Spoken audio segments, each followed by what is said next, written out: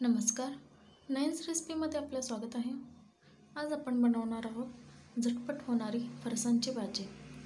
चला तर मग सुरुवात करूया आणि आधी साहित्य बघून घेऊया. तर इथे लागणार आहे आपल्याला 2 वाटी फरसाण. तुम्ही कुठलाही फरसाण घेऊ शकता. नंतर तेल, मीठ, लाल तिखट, 2 मध्यम आकाराचे कांदे, 2 लहान टोमॅटो, कोथिंबीर. इथे मी कढई गरम करण्यासाठी ठेवली आहे. त्यात आपण तेल घालून घेऊया. यातच आपल्याला कांदा टाकायचा आहे. मी इथे कांदा टाकून घेतला आहे. कांदा चांगला लालसर होईपर्यंत आपण परतून घेऊया.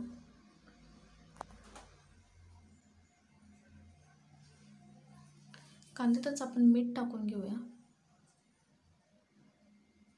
कारण त्याने आपला कांदाही लवकर परतेल. मीठ 1 ते 2 चिमूटभरच टाकायचं आहे. आपल्या फरसाणमध्ये आधीच मीठ असतं.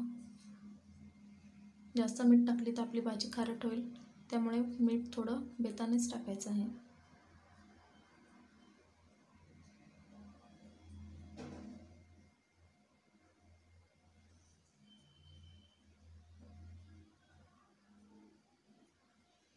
तुम्ही बघू शकता आपला कांदा चांगला लालसर झालेला आहे. त्यातच टोमॅटो टाकूया आपण. टोमॅटो मऊ होईपर्यंत आपण परतवून घेऊया.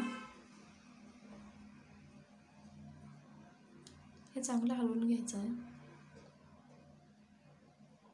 तुम्ही बघू शकता आपला टोमॅटो मऊ पडलेला आहे. आता यात आपण 3 चमचे लाल तिखट घालूया. मी इथे छोटा चमचा घेतलेला आहे.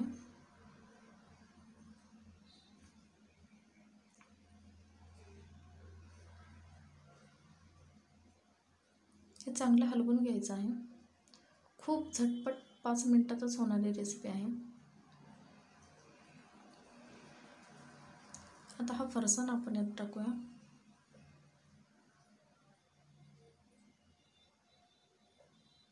हे चांगलं मिक्स करून घ्यायचं आहे आणि यातच आपण अर्धी वाटी पाणी टाकून घ्यायचं आहे.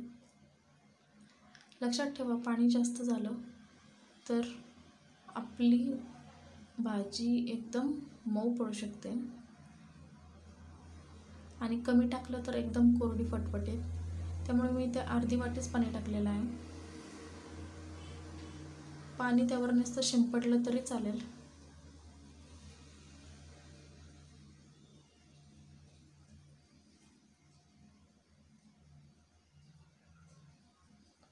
यावर कोथिंबीर टाकूया आपण.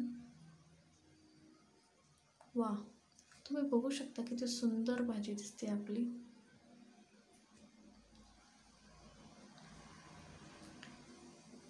चांगलं हलवून घेऊया आपण.